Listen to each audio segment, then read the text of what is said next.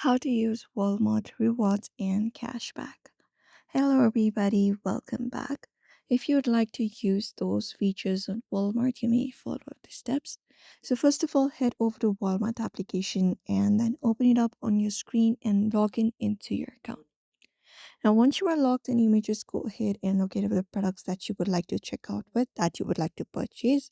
So here are a bunch of products available on your home screen, or you can basically use up the search bar in the Walmart itself, or even scan the products and look out for the products that you would like to purchase. For example, if I would like to purchase a shirt, so let me just head over the shirt and you can look out for the details about the shirt, like what size and everything. And once that is done, you can just go and add the product to cart and check out. So you can look out for this view cart option, tap on it. And once you view the cart there, you will be finding the products that you are available. So you may just go ahead and look out for this checkout option, tap on it, continue to check out. And once you go ahead and do so, you may look out for the option of Walmart cashback,